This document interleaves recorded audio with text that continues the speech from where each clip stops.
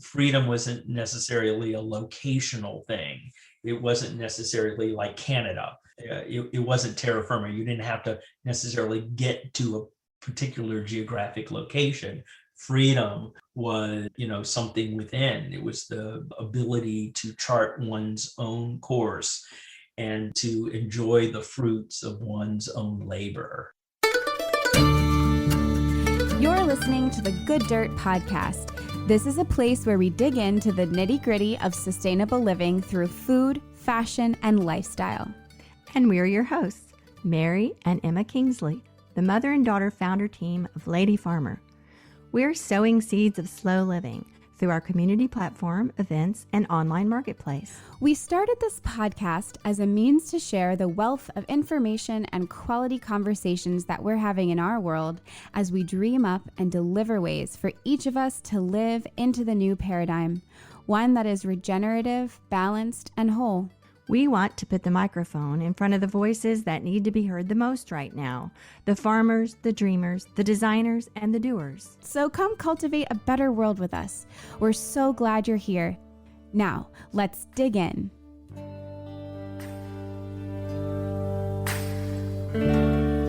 Good morning and happy summer solstice. It's just me today to introduce our special guest for this special bonus episode. If you're a Good Dirt listener, you know that we drop episodes every Friday, but we are dropping a special episode today, Saturday, June 19th, in honor of Juneteenth or Emancipation Day.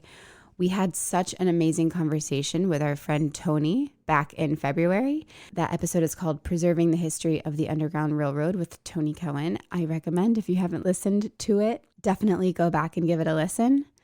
So we invited him back to tell us all about Juneteenth and to give us some of history and context around emancipation and what that means. And if you haven't met Tony yet, he's a historian, nonprofit founder, and an author who operates Button Farm, Maryland's only living history center depicting 19th century slave plantation life and the heroic story of the Underground Railroad. He is the founder and director of the Minare Foundation, a nonprofit dedicated to the creation of cutting-edge educational programs, including an Underground Railroad immersion experience based on the work he did with Oprah Winfrey. So we hope you enjoy this episode and learn a lot. We definitely did, and celebrate in this joyous day. Happy summer, everyone.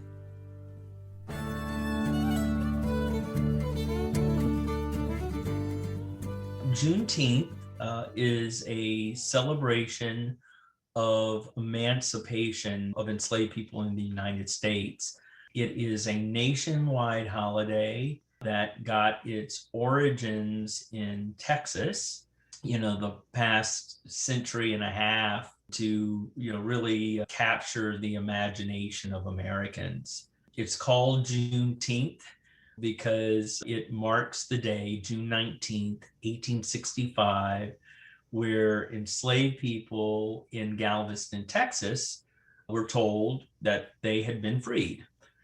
And so in true folkloric African-American style, instead of saying, hey, let's celebrate the 19th day of June, 1865, they, of course, came up with Juneteenth as a shorthand for something that was pretty big in the experience.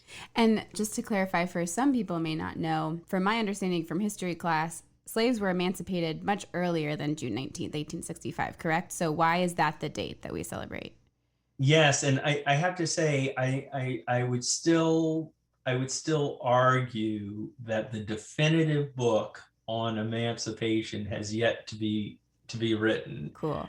But most people know from school upbringing about Lincoln's Emancipation Proclamation from 1863. And in the Emancipation Proclamation, President Lincoln basically freed the enslaved people who were held in bondage in the Confederate States. The only rub with that was Lincoln didn't have control over the Confederate States. And so historians say that even though it was a powerful and symbolic act, that it did not free a single enslaved person.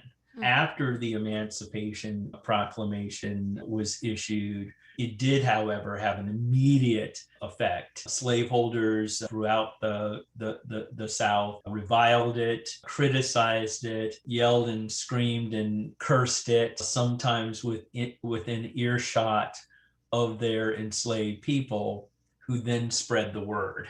So in some sections of the country, here and there, enslaved people knew that freedom was on the horizon.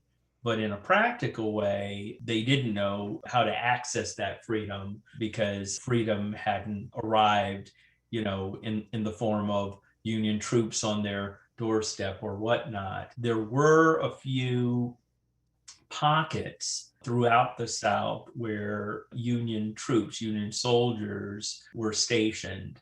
And in those locations, there was often an adherence to the Emancipation Proclamation. Some people were able to leave plantations, or some enforcement of freedom or a system of compensation for enslaved people were enforced by Union troops. But for the most part, it was this idealized theoretical freedom only on paper. With the coming of the end of the Civil War, it was pretty much determined to be the law of the land. Of course, it took the passing of the 13th Amendment to the Constitution to officially abolish slavery, the 14th Amendment to grant the rights of citizenship, and the 15th Amendment to grant voting rights only to African American men, not women. So out of, one movement into the next, in that time, I think people knew that freedom was coming. And so from place to place, they began to talk about and celebrate in many different ways what a new won freedom would be. In fact, even after the end of the Civil War, the opposite of freedom occurred in several places, where some enslaved people were learning about the end of the war, learning about their emancipation as late as the year 1867, and other parts of the country where I think they would call themselves unreconstructed Southerners refused to free their slaves. So they kept them on lockdown on plantations until the time where federal authorities could step in and mediate, actually grant physical freedom to those who had been held in bondage. So it's a often blurry time of history, one that still needs to be clarified and explored and discovered. So then why June 19th, 1865? Why is that part of it clear? The Texas thing. Yeah. Yeah, so in Texas, almost immediately the day appears to take hold. So June 19th, 1865, Union General Gordon Granger reads the Emancipation Proclamation to a group of enslaved people gathered at Galveston. Within the next year, there are the first formal celebrations. And at first, these are like, community gatherings. So they would have been times where family members that had been broken apart under slavery would have been reuniting, where people would have been, receiving their first form of compensation for their labor, where Black legislators were being elected to serve in state and national government positions by, say, the year 1870. So each year brought a little more freedom and more desire for celebration. So around this date, Juneteenth in Texas, you would have picnics and barbecue. Over time, people celebrated with parades. In my mom's hometown of Houston, Texas, in the early 1870s, Black citizens purchased land and established Emancipation Park, which is still there today in the neighborhood where my mom grew up, and just a block or two from where George Floyd went to school. And Emancipation Park was there as public space for Black people, a place where they could gather socially and celebrate on June 19th. So it really remained a Texas celebration pretty much through the 19th century and early 20th century.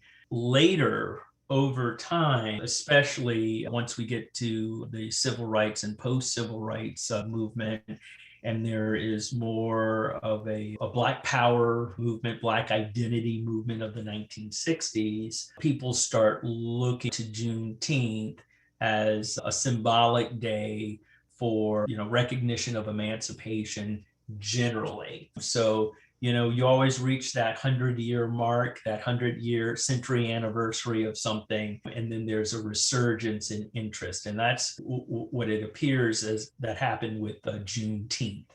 And so Juneteenth starts popping up across the nation. Again, the subject of, local picnics and art festival. Juneteenth was the day where people would gather and read poems or sing songs by prominent African Americans. The Negro national anthem from the beginning of the 20th century, Lift Every Voice and Sing, becomes a favorite at Juneteenth celebrations. And so a history even between Juneteenth and, the 1960s, gets revitalized, and, people are relearning their history in the midst of making new history. And then you get to the 1980s and early 1990s, Juneteenth becomes adopted as a holiday, sometimes unofficial, sometimes official, by different state legislatures as this kind of, standalone historical marker for the freeing of slaves. And I believe as of today, there's only two states that don't recognize Juneteenth as a holiday in some kind of form or another. So the idea of freedom, I believe, is that there can't be too many holidays to celebrate freedom on. True. Right. And none of us are free till we're all free, kind of thing. So absolutely. Yeah. And absolutely. Tony, you do such a great job of portraying the picture of how the emancipation wasn't an overnight thing. It sort of trickled out. Is that the word? It sort of happened over a period of time, which I think is a perspective that's important for us to understand as we look back on our American history. And I'm imagining those scenes you described of, someone coming into town, a Union officer, and saying, okay, you all are free now. A couple of things. First of all, would they have believed it? I mean, there might have been a lot of fear that it was, a trick or not true. And then also they said, okay, now we're free, let's leave. I imagine that was an extremely dangerous proposition, because surely there were vigilante groups all over and people that were very angry about this and didn't want them to leave. So I don't know, give us some insight into that period. It's just kind of a gray area of freedom. It's interesting because I think if we just step back into the period of slavery was a system that was colloquial and discretionary, meaning what it looked like, how it operated was really based regionally and on specific mores and values of those communities that it existed in. Yeah. And so, it's well known that slavery in Maryland, while every form and permutation of the system, brutal to harsh, existed, that Maryland, in terms of slavery, became known as the middle ground or the middle temperament, that the labor that enslaved people were engaged in here and the industries and so forth weren't as intense and labor intensive as, for instance, slavery in the deep South, where you had a lower life expectancy, much harder conditions. So you have all of these different landscapes of geographical, economic, and social landscapes or terrains that, people had to negotiate. Even before the Civil War, there are accounts from slave narratives where several, almost any time power changed hands and a new president was going to be elected, one opponent or the other said, well, he'll free the slaves. And so there are actually accounts, election results coming back in certain places, and slaves throwing down their tools because their owner cursed or cussed about, this particular candidate would free the slaves. So they were sure that a positive election result was going to result in their freedom. And they were mistaken. Many were actually very politically savvy, having politicians in Southern legislatures, in the national legislature representing those districts from the South. And so they knew and could listen in on the political news that was being passed throughout the plantation house. So there was varying degrees of awareness. Even people who thought about escaping their captivity during their period of enslavement were told wild stories that the abolitionists would, tempt slaves north so they could enslave them there. On one plantation, a freedom seeker who actually made it to the north reported that his owner had told him many times that if you get to Canada, the Canada geese will peck out a black man's eye. And he determined in his mind that he'd take his chances with some, grumpy geese as opposed to being held in bondage for life. So he escaped. So, imagine, especially during the Civil War, Union troops coming through the South. It not only terrified slaveholders, but enslaved people themselves because they didn't know what the result would bring. But people knew what freedom was. They had a sense of it because they could see it every day. Their labor, their physical and economic sacrifice created freedom for those who kept them in bondage. So, freedom wasn't necessarily a locational thing. It wasn't necessarily like Canada. It wasn't terra firma. You didn't have to necessarily get to a particular geographic location. Freedom was, something within. It was the ability to chart one's own course and to enjoy the fruits of one's own labor. Tony, are there instances where after the emancipation, they would begin to pay their former enslaved people and they stayed on in their situation? Absolutely. And this occurred all throughout the South. Some planters established a wage and paid their formerly enslaved people.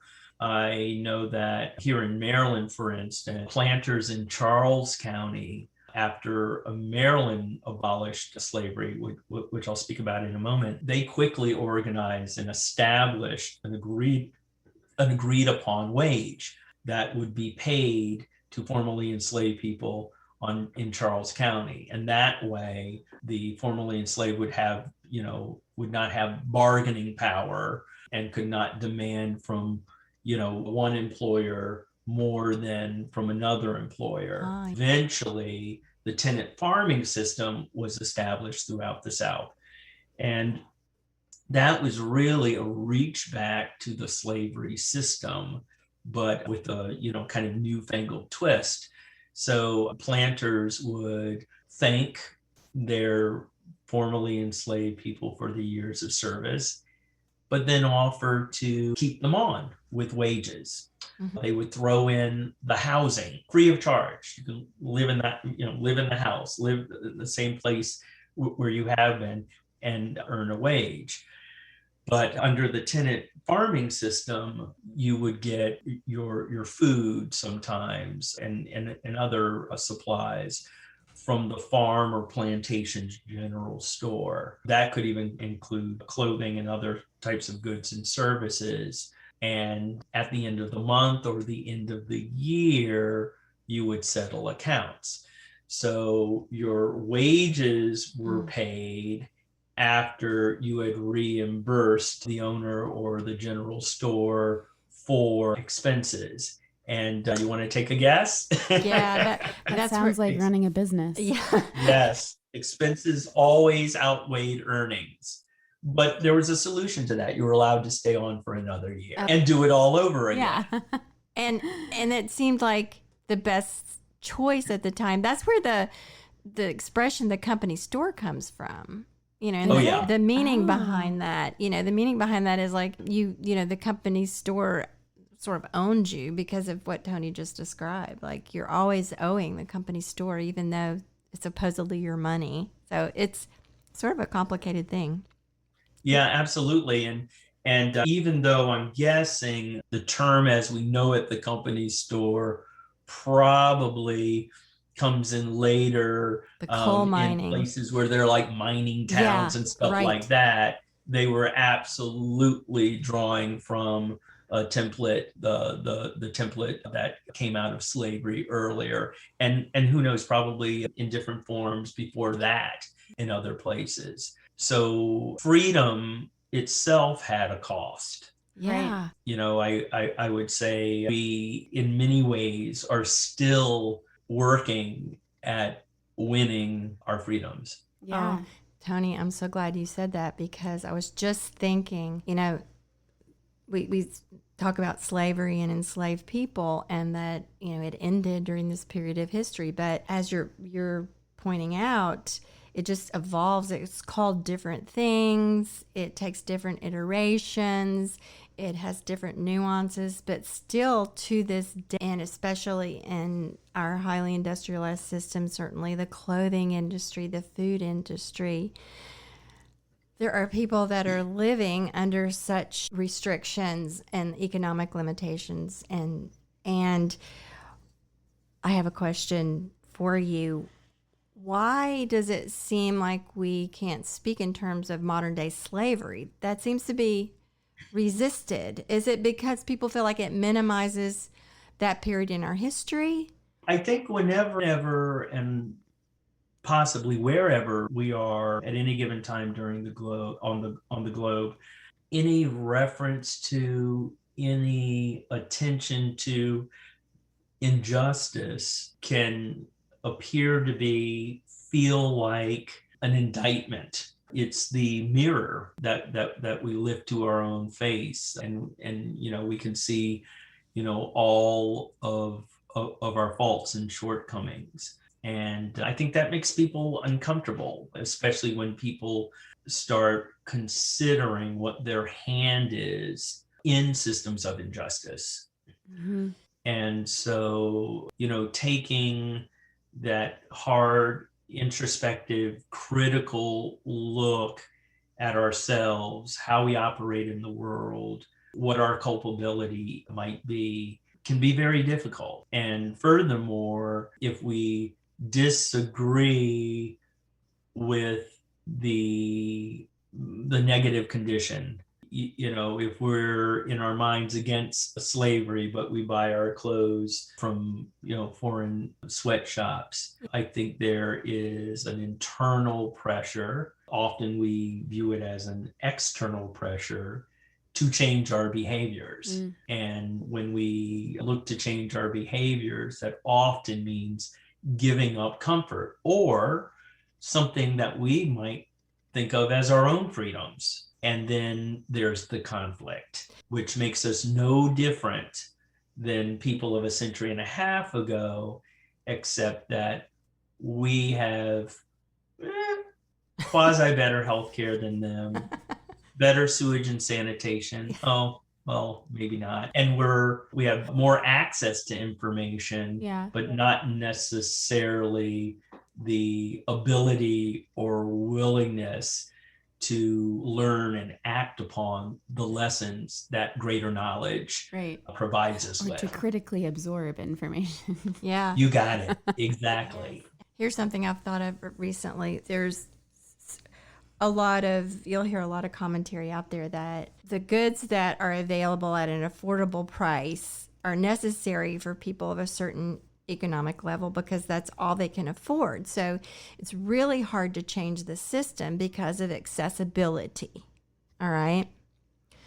So I'm thinking, how is that different from the plantation owners back in the early 19th century that said maybe slavery, maybe there's problems with it, but we can't afford anything else. Our economy won't work without this system. Are we not saying something similar now? Yes, I believe so. Let's take, for instance, the fair trade movement, buying your products directly from locations, villages, whatnot, where those products are produced and the money can go directly back to them, is inspired either directly, indirectly, or happenstance by the free labor movement of the 1820s and 30s, where Quaker-run stores would offer items that were produced not through slave labor. Yes. So there was, many an abolitionist table in the North that did not have a sugar bowl because sugar was produced by enslaved people. The same thing with cotton. Cotton was a slave product. So it's not that we have newfangled ideas and new approaches, in the modern age. We draw from time-honored, freedom movements, but we're still needing to draw from time-honored freedom movements to exact the kind of change we want in the present. How enlightened are we? Yeah. What a loop. Yeah, and I love the example of the sugar bowl on the table because that's the personal vision there of an individual or a family or a household that was one way in which they were not going to participate. And I think, the more we can educate people about how things arrive onto their table or into the stores, or so that people are able to make those decisions and begin an awareness of the complexity of this, that we're not talking about history. Juneteenth is not about something that happened in 1865 only. It has implications right now, every day, for all of us.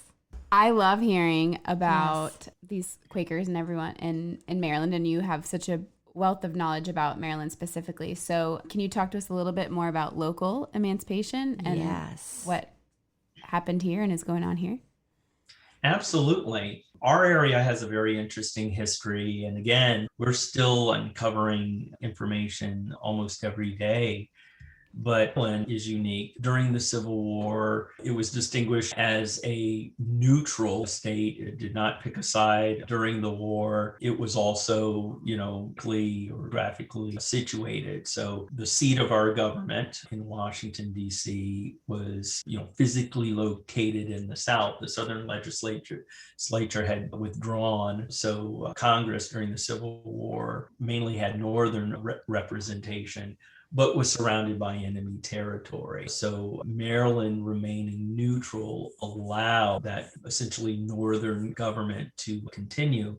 And it quickly moved to abolishing slavery in the district. In fact, it was April 16, 1862, when DC abolished slavery, and almost immediately, and to this day, that date in April is celebrated as DC Emancipation Day and is a city holiday. Cool. And was the subject of, again, street fairs going all the way up through the early teens, 19 teens, was the time of reunions of formerly enslaved people. There would be slave reunion as people spent decades reuniting and remembering what some of them refer to as the dark days, times of enslavement.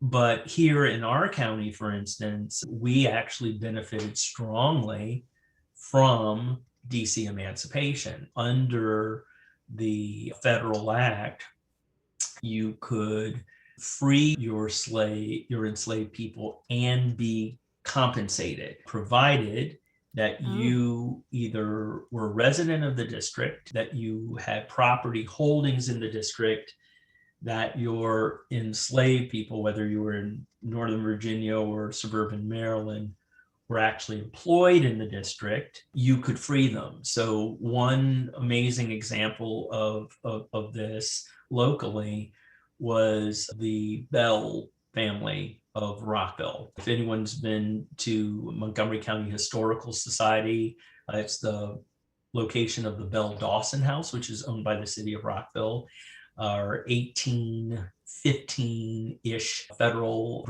mansion. And Margaret Bell, who was the patriarch of the estate at that time, freed, I believe it was either 17 or 19 of her enslaved people, for which she was compensated. I don't have the number right in front of me, but I think it was over $9,000 through this federal act. As a result, she then began selling to those formerly enslaved people for an amount fee simple of $5 plots of land, formerly of the Bell estate. So today, the Bell Dawson House is still there. It's kind of fronted by West Montgomery Avenue. Then it goes north, following to the west of North Washington Street in downtown Rockville, to a Black community called Hayti. And that's where the descendants, or the newly freed enslaved people from the Bells, purchased their lots, built their homes, and settled. And their descendants are still there today. If you were able to purchase one of those lots with a house on it, it could be $1 million. Who knows, depending on the size of the lot. So you see the results of just an example of generational wealth that can be passed down when you own something. And so that's just one example of how an Emancipation Act actually helped transform a community. I know there's many like freed slave communities around the county. We might have talked about this last time too. Is that related to the Bell estate? Yes, there are many of them, and a lot of those settlements are carved from former estates, either on or adjacent to where those formerly enslaved people had been enslaved. Interesting. Some settlers of those areas, came from, other locations and bought land there. Some were the site of, kinship communities. So family units that extended back into slavery and, emerged after, where people who are related to one another settle in these unique enclaves. The other form of freedom that we added here in Maryland actually came in November 1st of 1864, when the state of Maryland changed its constitution to formally abolish slavery. And this occurred 6 months before the Civil War. And it was the first example of a state or actually a state which abolishes slavery through popular vote. So it wasn't the state legislature deciding, it was the people. And it was a close vote. It almost didn't happen, but it did. And there was also a hope there that perhaps slaveholders would be compensated for their loss. And for those listening in, I'm saying loss with air quotes. Ultimately, they didn't get compensation, but as part of the process to consider compensation, we have the records of all the slaveholders in Maryland who claimed, who held people at the time of the Civil War, and it lists those enslaved people by name. So, one result of Maryland emancipation is if your family goes back in Maryland to that period of time, whether you're enslaved or a slaveholder, those records are there. And that kind of information is now being the source of helping African Americans break through that, firewall to learn where they came from, and for descendants of slaveholders to break through what became a wall of silence within their families and sometimes their communities, and actually know who their ancestors had possession of, and to start bridging gaps, start uniting, starting to reach out and face our history together. And, I couldn't think of a better time in our history for people to be coming together to face our nation's original sin and then create something new. Yeah. Tony, how do you celebrate Juneteenth? Well, with a party if I can, margarita, sometimes a good whisk, always at least half of the day napping. That is true freedom, getting to nap with the phone turned off. Yeah. But in all seriousness, I run the Button Farm Living History Center. So usually I'm speaking at an event or, doing something history related. So, basically out there communing with the community. My nonprofit, the Veneer Foundation, actually runs a heritage tour company. And so this Juneteenth, we have our first vaxxed busload of people coming to Maryland to do a tour of the Harriet Tubman Underground Railroad Byway in Dorchester County and visit the Harriet Tubman Museum and State Park. So I'm spending my Juneteenth this year introducing people to Maryland's history, our amazing legacy of struggle for dignity and human rights, and we'll have some good food and maybe a drink or two along the way. And now that things are opening up, what are Button Farm's plans for the tourism stuff? Or has any of that moved up at all? Or are you still kind of like on pause till 2022? We are not on pause. We are go, go, go. We opened the farm this year to camping on, I believe it was March 15th. Usually we don't even open the farm to volunteers until April because, you have the winter snow and the grounds are wet and, you bring anyone to the farm, they get stuck in the mud. But this year was a fairly dry winter. So we got a 2-month jump on our normal schedule. So we opened it up to camping.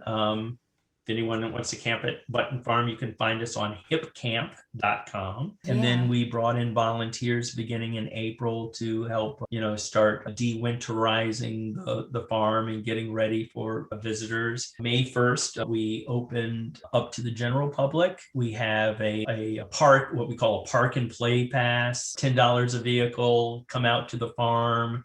You can do self-guided tours. You can get on your bike and ride the trails around the farm. You can bring your own picnic, just, spend a number of hours here out in the fresh air. This month, June, we started guided tours. So every weekend I do a guided tour of the farm called Button Farm Almanac. And it's kind of the A to Z of the farm, what happens here, and the samples of the programs that we do. Coming up in July will actually be the 25th anniversary of my walk to Canada, my 1996 expedition from Maryland to Canada. And so that's weird because you're 25, aren't you? Thank you. Close. I'm 26. You must have done that walk when you were like 26. 3. Yeah. I'm 26. Okay. Thank you. I'll take the compliment. Yes, I was an infant when I crawled to Canada. Love you.